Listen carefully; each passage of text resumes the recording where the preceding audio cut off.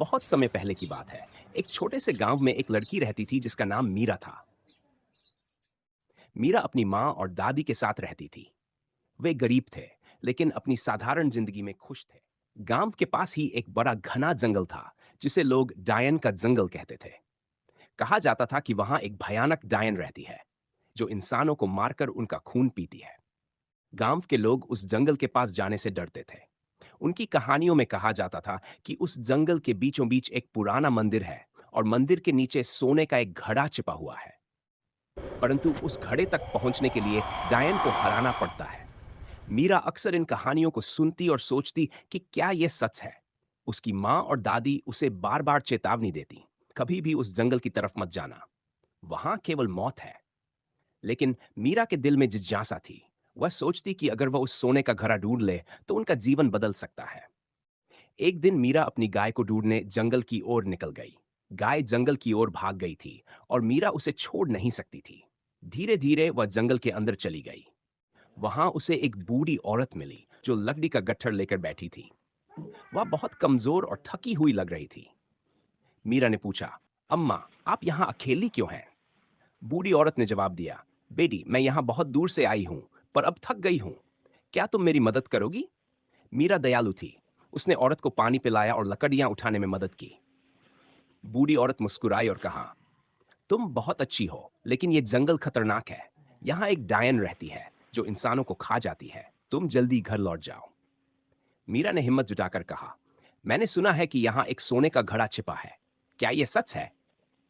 बूढ़ी औरत ने उसे ध्यान से देखा और कहा, सच है, लेकिन वह घड़ा आसानी से नहीं मिलेगा।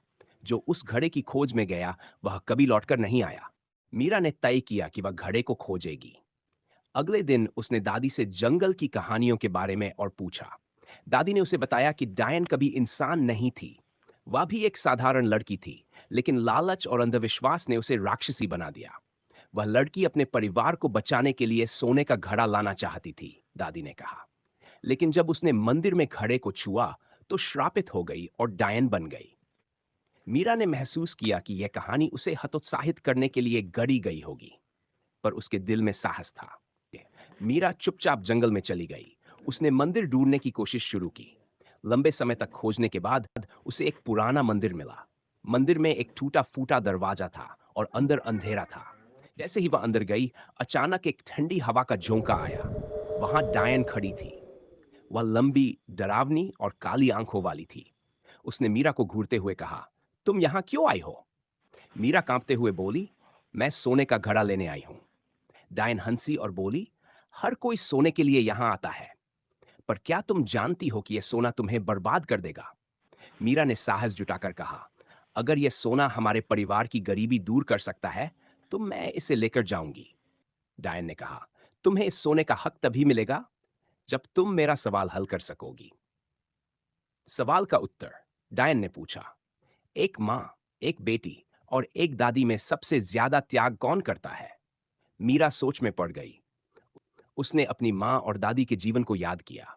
फिर उसने जवाब दिया, सबसे ज्यादा त्याग माँ करती है, क्योंकि वह अपने बच्चों के लिए अपने सपनों और आराम को छोड़ देती है। लेकिन दादी का त्याग भी कम नहीं होता, क्योंकि वह पूरे परिवार को जोड़े रखती है।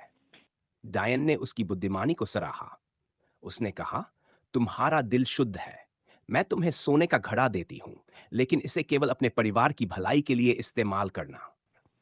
मीरा ने देखा कि जैसे ही उसने घड़ा छुआ, डायन की भयानक छवि बदल गई।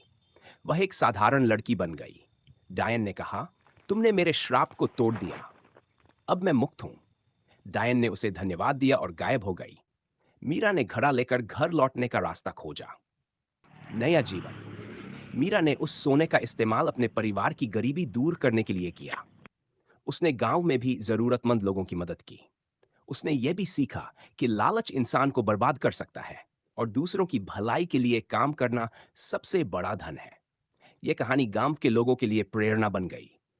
अब लोग उस जंगल से डरने के बजाय उसकी कहानी सुनाते और सीखते कि साहस और सच्चाई सबसे बड़ी ताकत है।